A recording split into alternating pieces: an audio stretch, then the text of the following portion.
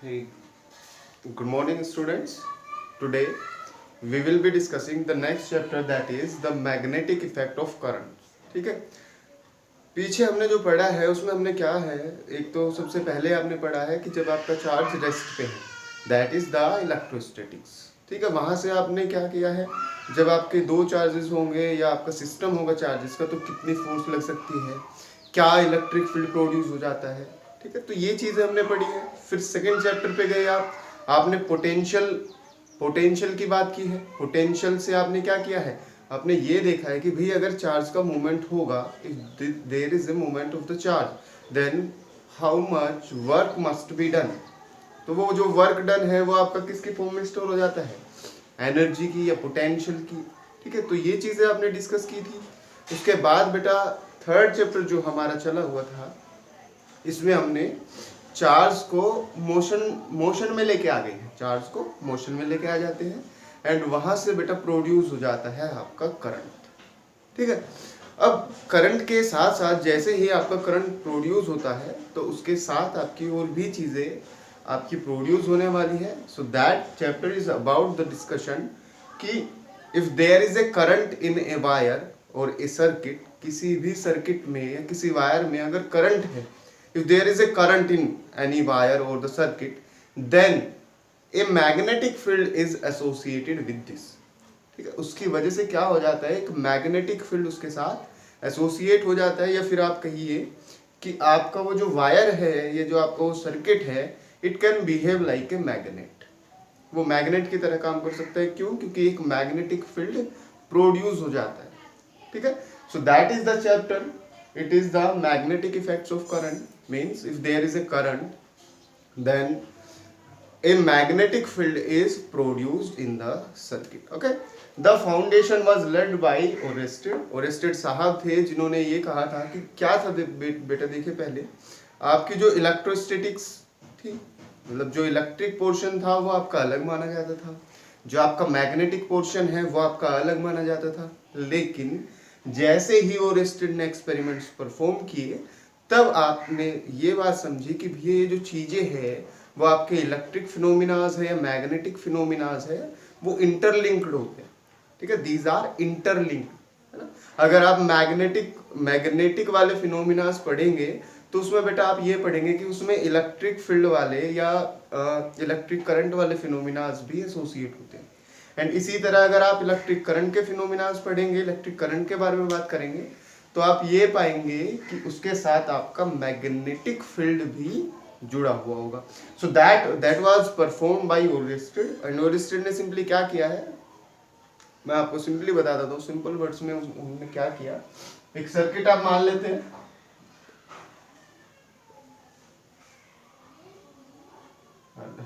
यहाँ पे आप एक की लगा देते हैं and suppose it is the circuit, that is my source.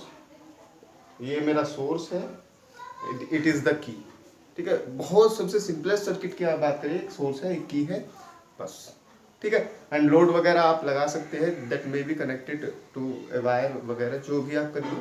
ठीक है, तो उसने क्या किया, ओरेस्टेड साहब ने क्या किया है, इन्होंने यहाँ पे कंपास रख दिया. That is a magnetic compass.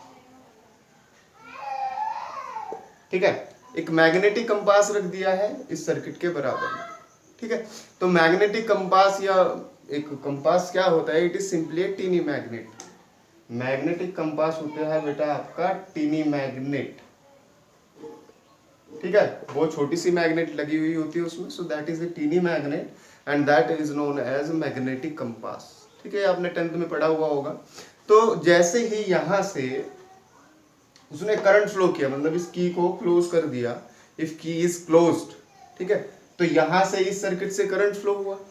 And बेटा अगर यहां से करंट फ्लो हुआ तो बच्चे हुआ क्या, ऑब्जर्वेशंस क्या रही, ऑब्जर्वेशंस ये रही कि ये जो मैग्नेटिक कंपास है, ये जो टीनी मैग्नेट है, इसमें डिफ्लेक्शन ऑब्जर्व किया गया. Deflection is observed. ठीक है, इस कंपास में डिफ्लेक्शन ऑब्जर्व किया गया। इट मीन्स देखिए क्या होगा, एक मैग्नेट अगर है सो वो किससे इन्फ्लुएंस होगी, किसी दूसरी मैग्नेट से। तो यहाँ पे अगर आपका टिनी कंपास मतलब कंपास है, टिनी मैग्नेट है, ठीक है, तो क्या है उसका मतलब यही तो है कि एक मैग्नेट रखी हुई है एंड एक मैग्नेट किससे डिफ्लेक्ट हो सकती है, किसी दूसरी मैग्नेट से। और अगर यहाँ पे डिफ्लेक्शन प्रोड्यूस हुआ है तो इसका मतलब क्या है कि ये पूरा सर्किट जो है it will behave like a magnet, वो मैग्नेट की तरह काम कर रहा है, ठीक है। और वो हुआ क्यों है, क्योंकि यहाँ से आपने करंट पास किया है, ठीक है। तो आप क्या कहेंगे कि अगर किसी सर्किट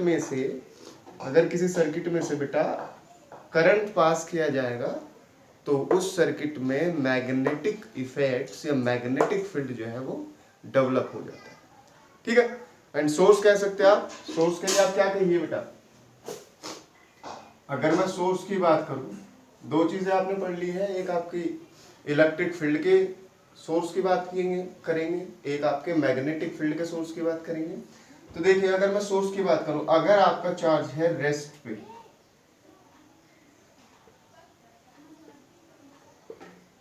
अगर आपका चार्ज रेस्ट पे है, then it is only a source of electric field,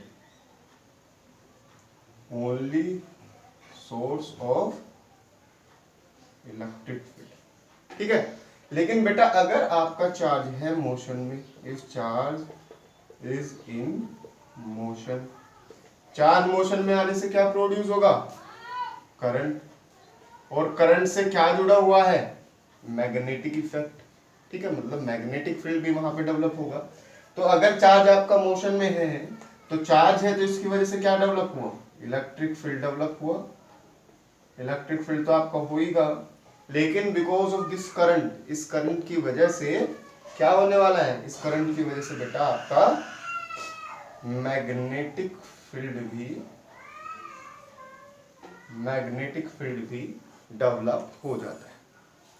तो यहां आप ये समझेंगे कि भैया अगर आपका चार्ज रेस्ट पे है then it is only a source of electric field, it is only a source of electric field. लेकिन अगर आपका चार्ज मोशन में है, आप करंट की बात कर रहे हैं, तो बेटा आपका इलेक्ट्रिक फील्ड भी होगा एंड मैग्नेटिक फील्ड भी होगा, ठीक है। चीजें जो है वो इंटरलिंक्ड है ना।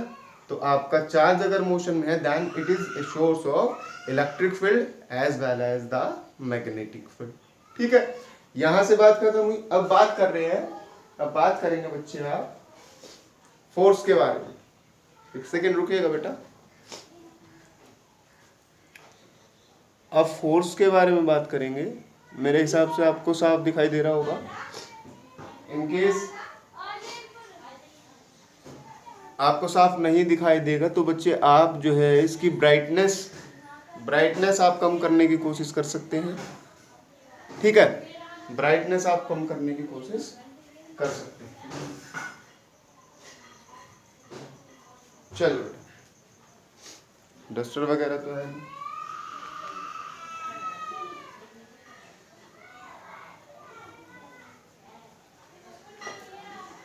चलिए बात करते हैं फोर्स ऑन ए चार्ज, ठीक है, फोर्स ऑन ए चार्ज।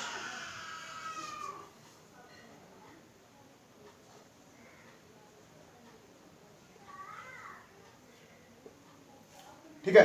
तो अगर आपका चार्ज मोशन में नहीं है तो उस पर केवल एक फोर्स काम करेगी। कौन सी फोर्स? इलेक्ट्रिक फील्ड वाली फोर्स। वो फोर्स कितनी होती है? F is equals to QE।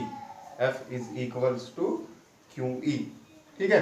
तो force on a charge when it is placed in electric field, अगर वो इलेक्ट्रिक फील्ड में रखा हुआ then it is F is equals to QE, ठीक है। लेकिन अगर चार्ज आपका मोशन में है, ठीक है, तो जाहिर सी बात है वहां पे आपका इलेक्ट्रिक फील्ड भी डेवलप होगा एंड मैग्नेटिक फील्ड भी डेवलप होगा। तो वहां पे जो आपकी फोर्स लगती है that force is known as Lorentz force, ठीक है।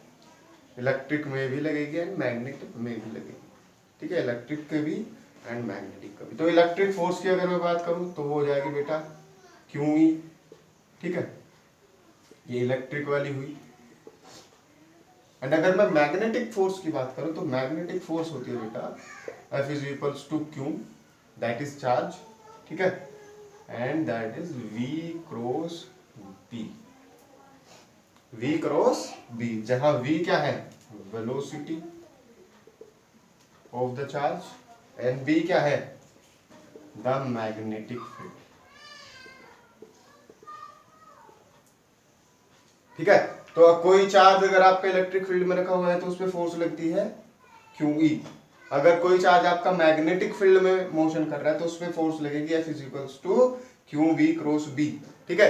तो लोरेंज फोर्स जो है that is the total force and it is the sum of these two forces. So the total force, इसे सपोज इलेक्ट्रिक लिख लेते हैं, इसे मैग्नेटिक लिख लेते हैं, तो total force that is equals to FE plus FM, ठीक है, FE plus FM and that is equals to QE vector plus QV cross B, ठीक है, QE vector plus QV cross B, ठीक है, क्योंकि वेलोसिटी भी आपकी वेक्टर क्वांटिटी है एंड मैग्नेटिक फील्ड भी आपका कैसी क्वांटिटी है, वेक्टर क्वांटिटी, ठीक है, वेलोसिटी भी वेक्टर क्वांटिटी है एंड मैग्नेटिक फील्ड भी आपकी वेक्टर क्वांटिटी है।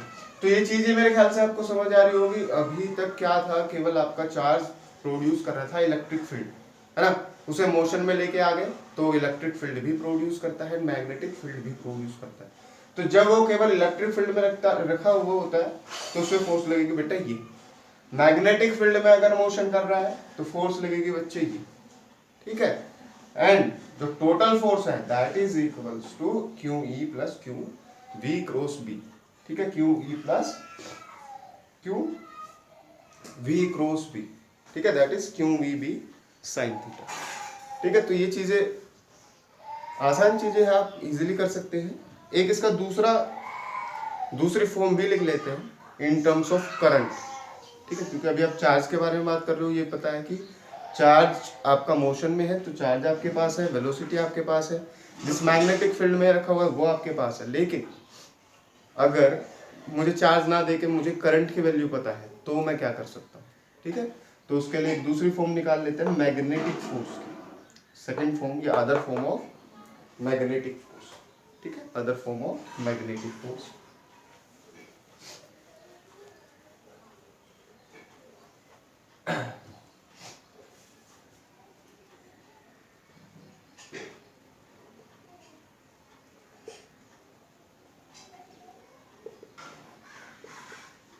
वैसे क्या है magnetic force Fm that is equals to QV cross B, ठीक है, क्या है QV क्रॉस B। दूसरी फॉर्म निकाल लेते हैं, देखिए क्या कहेंगे, सपोज करिए मेरे पास जो वायर है, let the length of this wire is, length of the wire is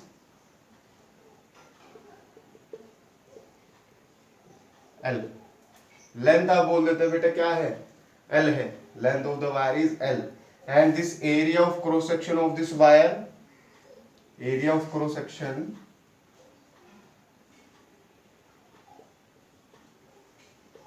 suppose it is A, it is A, and let us assume that the current flowing through this wire, इस wire से आपका current flow हो रहा है, so it is I, ठीक है, and it is placed in a magnetic field, ये किसमें रखा हुआ है, मैग्नेटिक फील्ड में रखा हुआ है। उस मैग्नेटिक फील्ड की वैल्यू आप कह देते हैं that the magnetic field is equals to B, ठीक है। अब फिर जैसे 11th में डेरिवेशन करते थे उसी तरीके से करेंगे, लेट n be the number density, n क्या है आपकी number density, that is number of electrons divided by the volume, number of electrons divided by the volume, so number of electrons will be n and the volume will be v, ठीक है, and what will be the total volume, मुझे पता है कि volume को क्या लिखा जा सकता है, वॉल्यूम को लिखा जा सकता है area into length, area into length, ठीक है, so n upon N upon area into length that is A into L, ठीक है, area into length that is equals to A into L. समझ पा रहे होंगे आप लोग, जैसे आप 11th में करते थे सेम उसी तरीके से हमने किया है यहाँ पे। एन आपकी नंबर डेंसिटी है, एन स्मॉल एन आपकी number density and capital N आपके नंबर ऑफ इलेक्ट्रॉन्स, ठीक है। अब कहते हैं कि नंबर ऑफ इलेक्ट्रॉन्स कितने आ जाएंगे, एन निकल जाएगा बेटा आपका एन ए एल, ठीक है, एन निकल जाएगा आपका एन ए एल। सो अगर इतने इलेक्ट्रॉन मेरे पास है, ठीक है, इतने इलेक्ट्रॉन मेरे पास है, तो अब क्या कहा जा सकता है, टोटल चार्ज। भाई एक इलेक्ट्रॉन के पास कितना है, एक इलेक्ट्रॉन के पास कितना चार्ज होता है, ई, एक इलेक्ट्रॉन के पास कितना चार्ज है, ई। तो यहां एक इतने इलेक्ट्रॉन के पास कितना चार्ज होगा, इतने इलेक्ट्रॉन के पास बेटा चार्ज होगा आपका N A L E, N A L E, ठीक है, N A L E that is equals to Q. So Q will be equals to N A L E, okay. So इतना charge आपका यहां से इस तरफ जो है वो जा रहा है, ठीक है। और आपको ये भी पता है कि जाने का मतलब होता है कि बेटा it is drifting, actual transfer नहीं होता है ना, क्या ये नहीं है कि एक यहाँ से यहाँ चला गया, क्या होती है, ड्रिफ्टिंग होती है, ठीक है। एंड ड्रिफ्टिंग के केस में आपको पता है कि क्या कौन सी वेलोसिटी लगती है, ड्रिफ्ट वेलोसिटी लगती है। तो इस वेलोसिटी का काम कौन करेगी, ड्रिफ्ट वेलोसिटी करेगी। तो यहां से बेटा अगर मैं चीजें रख दूं तो एफ देखिए क्या आएगा, एफ आएगा, क्यू की वैल्यू पुट कर देते हैं N A L E, N A L E, ठीक है। v की वैल्यू पुट कर, अभी मैग्नीट्यूड की बात कर रहे हैं, केवल मैग्नीट्यूड की बात कर रहे हैं। डायरेक्शन में क्या लेना है, क्या क्या टर्म्स यूज होगी वो बाद की बात है, अभी केवल हम मैग्नीट्यूड पता करने की कोशिश कर रहे हैं, ठीक है। तो N A L E that is the charge, N A L E that is the charge. v का काम कौन करेगी, ड्रिफ्ट वेलोसिटी vd, ठीक है, v का काम करेगी vd। क्यों, क्योंकि आपके एक्चुअल इलेक्ट्रॉन का ट्रांसफर नहीं होगा, किस तरह से ट्रांसफर होगा, उसका ड्रिफ्ट की फॉर्म में, इट इज ड्रिफ्टिंग। सो जो वेलोसिटी होगी वो ड्रिफ्ट वेलोसिटी होगी, ओके। एंड लेट अस से इट इज v, एंड आपको पता है कि इसे क्या खोला जा सकता है, it is Q V B sine theta. So यहाँ पे हम इसे साइन थीटा भी लिख देते हैं, ठीक है। अब यहाँ पे बेटा N E A V D into L into B sine theta, N E A V D into L into B sine theta, that is the force, ठीक है। N E A V D क्या है, N E A V D आपका होता है बेटा current, आपने second chapter में पढ़ा है, I is equals to N E A V D, ठीक है, N E A V D. तो ये आ जाएगा आपका I L B sine that is force, ठीक है। तो अगर आपको चार्ज पता है, वेलोसिटी पता है, तो आपका ये फॉर्मूला लगेगा।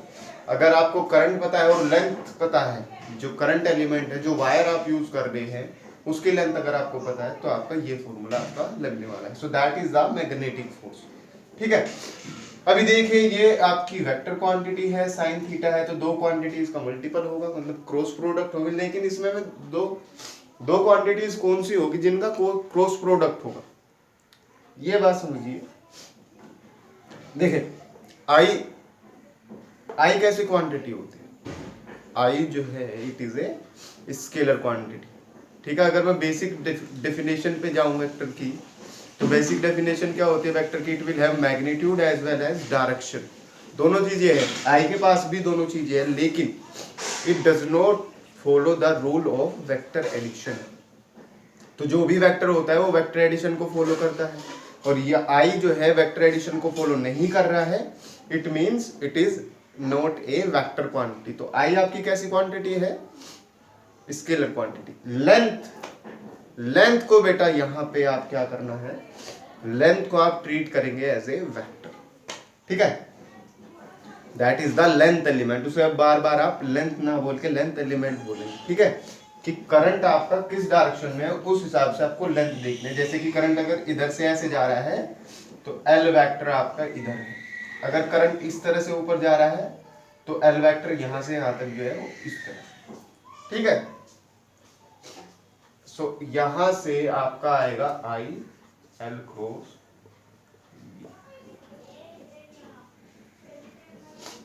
I L cross that is F, ठीक है। तो इतनी फोर्स, ये मैग्नेटिक फोर्स आपकी लगती है। आई होप आपको समझ आया हो। इन केस अगर आपको इस डेरिवेशन में या इन कॉन्सेप्ट में कोई भी डाउट है बेटा तो आप पूछ सकते हैं। You may ask me in the comment section. Okay, thank you, that's enough for today. And इसके बाद जो है it is not so much important, that is important, ये दोनों चीजें आपकी इम्पोर्टेंट है। How to find the direction of the force वो आपके इम्पोर्टेंट है, ठीक है। क्योंकि क्रॉस प्रोडक्ट बेटा क्या करता है, क्रॉस प्रोडक्ट तीसरी डायरेक्शन को बता रही है ना। अगर ये आई में है, ये जे में है तो फोर्स इनके परपेंडिकुलर डायरेक्शन में है, ठीक है।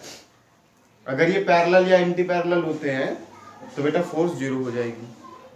So these needs to be perpendicular, ठीक। तो ये इसकी फोर्स कैसे बताओगे आप, ये आपके लिए एक टास्क हो जाएगा। एंड ये फॉर्मूला आपका आगे यूज होगा जब आप मोटर वगैरह पढ़ने वाले हो, जनरेटर मोटर, ये चीजें जब आप पढ़ोगे देन ये कॉन्सेप्ट आपका यूज होगा, ठीक है। इसके बाद जो आपका इंपॉर्टेंट है that is the Biot Savart law. Biot Savart law is very important, ठीक है। बड़ा टॉपिक है इसलिए आज नहीं जो है डिस्कस कर रहे हैं, उसमें आपके 2 या 3 लेक्चर आपके लगने वाले, ठीक है। यहाँ तक मेरे हिसाब से आपको समझ आया होगा। इन केस आपको कोई भी डाउट है तो आप जो है बेटा पूछ सकते हैं। अगर आपको ये थोड़ा ज़्यादा लग रहा होगा तो आप जो है अपने फ़ोन की ब्राइटनेस रिड्यूस करके प्लीज़ ट्राई करिएगा, तो आपको सब कुछ जो है इजीली विजिबल होगा। Okay, thank you for the day.